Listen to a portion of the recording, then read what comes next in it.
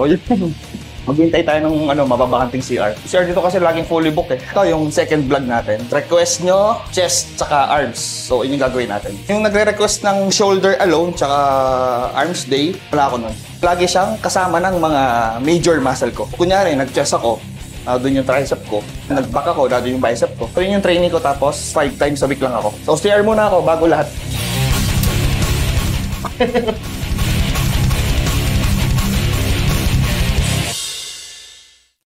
May bago na kaming aircon, guys. Masarap na mag-training, lalo bulking phase. Malamig. Magandang recovery ng muscle yun. So, ayan. Coach Cha. Si Doc Cha kung tawagin kasi PT siya, physical therapist. Ayun yung nag-iisang prinsesa ng AF Antipolo. Malupit yan. Like, follow, subscribe. Iyon, no? Okay, game tayo. First thing first. Dynamic.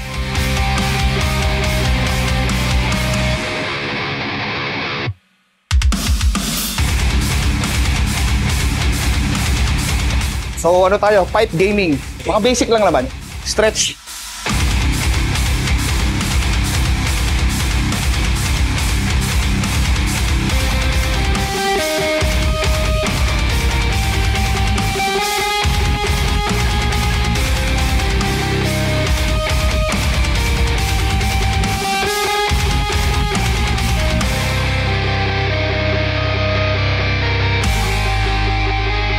Ay! Okay, first workout natin para sa chest. Smith machine. So, incline siya, incline. Sir Vincent.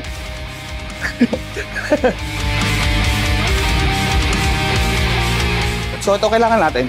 Etiquette ulit. So, bago natin gamitin kasi ginamit ng iba, punasan natin.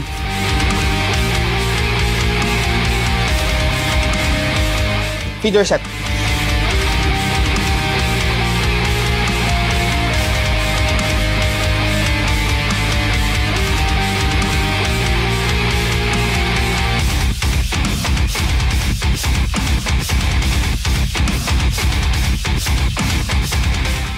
Okay.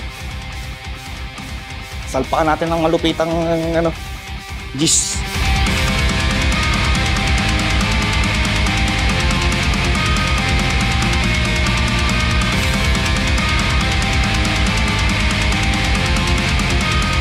Feeder set pa rin. So yung chest workout ko is second chest workout ko this week. Doble siya. Dalawang back, dalawang chest.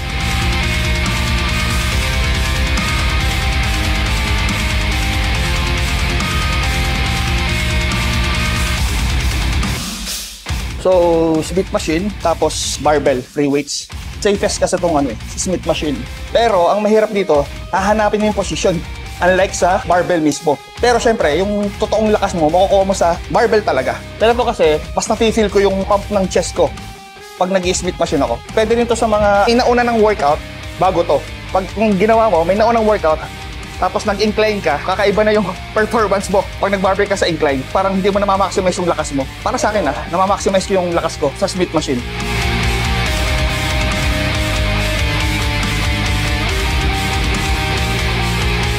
Okay, working.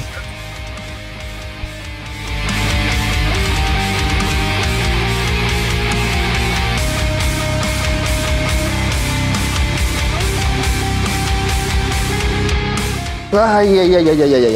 Pag-cutting tsaka bulking. Walang pagkakaiba. Cutting ka tapos bababa yung weight. Bibitaw yung muscle. Pero kung nahirapan ka, bawasan mo yung reps, bawasan mo yung sets. Pero same weight. Kasi hindi mo talaga may iwasang kumina ka during cutting. Kasi nga, naka-deficit ka eh. Mababa yung calories mo. Pati dapat pag-cutting workout-wise, may time na talagang more on machine ka na lang para hindi ka ma-injury. Pero syempre, pag naka-high day ka, wasakin mo. Doon ako nag-free weights eh. Pero dapat hindi kailangan mahina eh. Malakas ka pa rin dapat eh. Yun yung goal eh. Utak lang, utak. So, last set.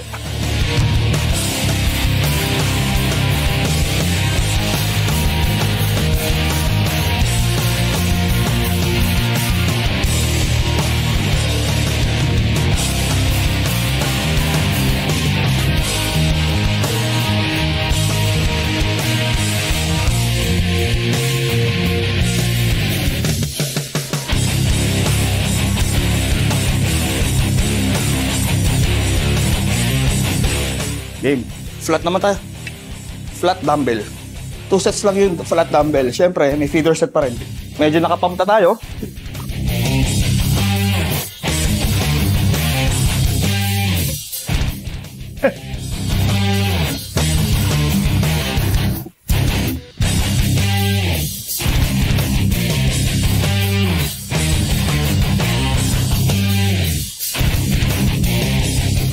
So yun, sasabay ko ngayon si Darren.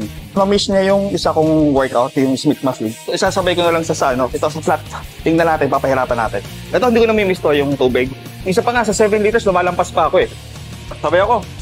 Ay, hello, ano pala, Coach Darren, ang kanyang matalik na kaibigan dito sa Anytime. So yun, papahirapan ko to. Wawasak yung dibdib nito. Massacre talaga yung gagawin ko sa chest nito. Wawa na yung dito. Ayan o.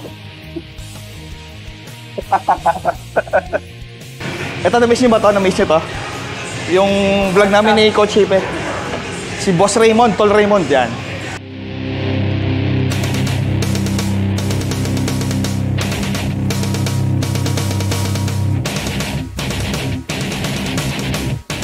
Second feeder set.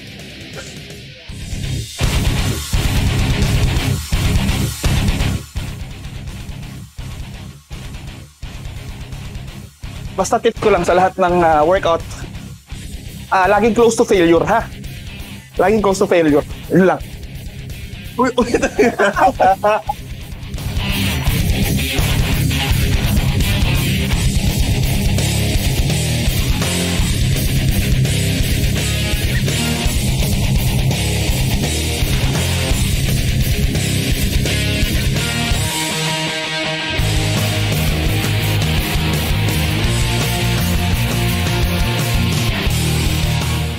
Advantage kapag may yung body. No choice ka. Halimbawa, may mas malakas sa inyo, yung mas mahina, kailangan kumabol. Pati may spotter ka, syempre. Lalo ito. Tapos solo ka. Tapos magsisikwenta ka. Hindi mo maiwasang bumagsak na ng bigla yun eh. Hindi mo masasabi. Yung biglang blackout. Kasi nangyari sa akin yan. Iba rin talaga pag may kasabay. Yung tipong mapipilitan siyang buhatin yung binubuhat mo. Sabi niya na hindi siya sanay sa flat. So, makakasanayan niya na. Doon ka, mag-iiba ng routine. Maganda yung susundin ka program na hindi mo gusto or hindi mo gamay. Oo, mabibigla yung muscle mo. Mag-iiba yung reaction ng katawan mo. Uy, parang bago to parang gano'n. Plus, try ko mag 50 kilograms, so 110 pounds sa flat. Tingnan natin. Wrist wrap. So, ganito pagkabit niya. So, gitna siya. Hindi siya dito. So, dapat dito sa gitna. Para stable din talaga yung wrist mo.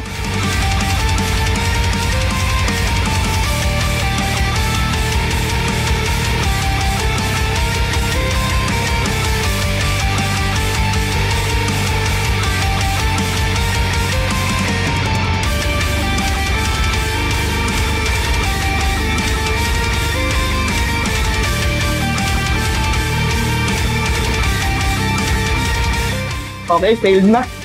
So, si Ma'am, kasabihan niya kami, one of the boys.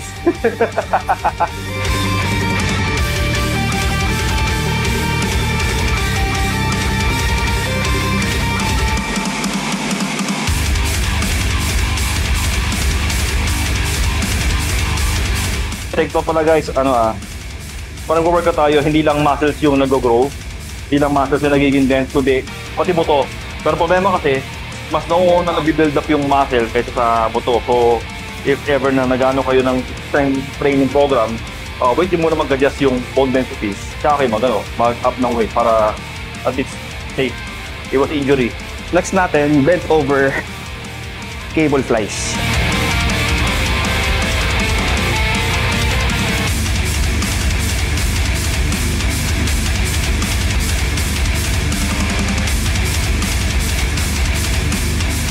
Sa mga babaeng natatakot na mag-gym kasi magkaka-muscle, kalokohan yun. Ako nagsasabi sa inyo. Ito yung patunay. Hindi, meron. Pero hindi ganyan. Ito natural siya, ma'am. Nati yan. Nati.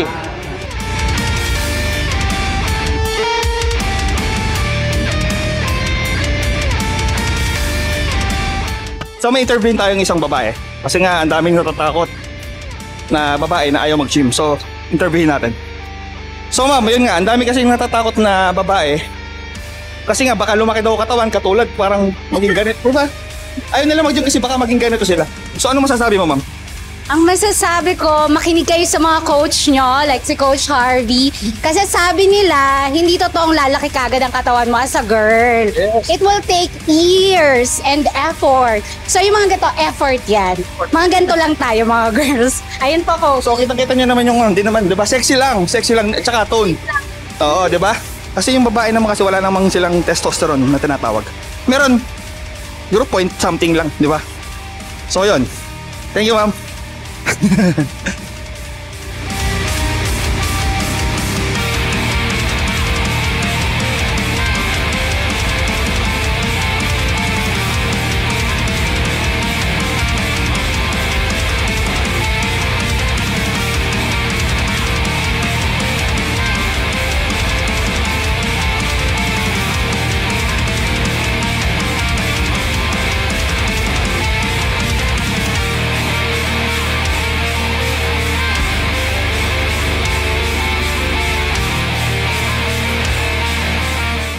At si Harvey. Yan. At si Darren. Dilat ang mata.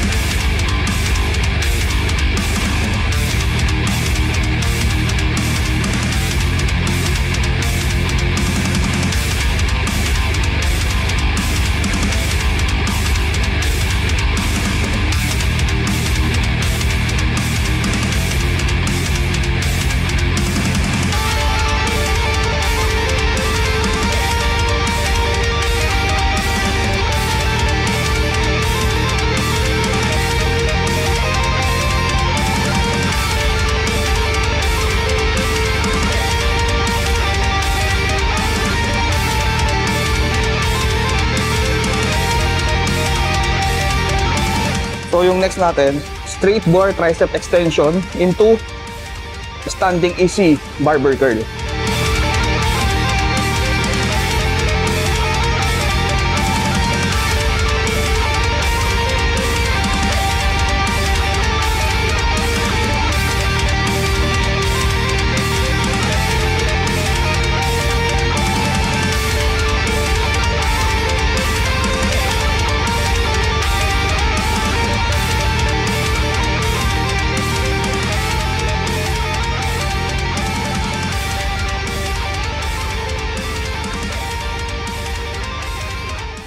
Ubusin ko na ngayon. Si bukas rest day ako. Nabanggit din ko sa RV about yung sa naturally na ma-bust yung mga female. Plus too necessary ba yung chest day, in my opinion? Yes. Kasi sa physiological aspect ng male versus female, ang babae kasi predominantly malakas yung lower. Bakit? Kasi childbirth. Kailangan sturdy yung legs para nagdadala ng tao. So, ang consequence naman, mahina yung upper. Kasi wala rin silang testosterone katulad natin mga lalaki. So, kailangan nila push kasi mostly sa mga babae, mahina ang pushing motion. Kaya kailangan para ma-balance out yung physique.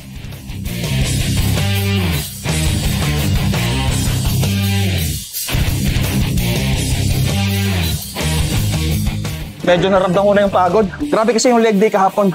Para wala nang bukas.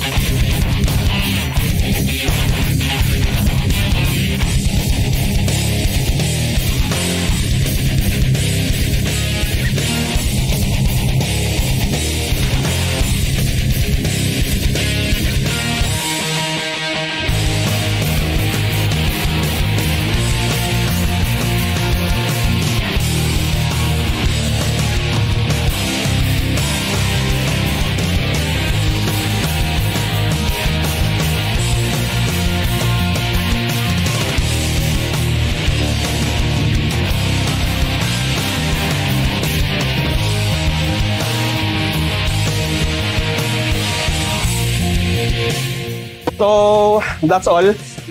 10 exercises, 6 na arms, tapos 4 na chest. Tuloy-tuloy lang. Pwede magpahinga pero wag susuko. So, see you on my next vlog. Siguro, leg workout. Please like and subscribe.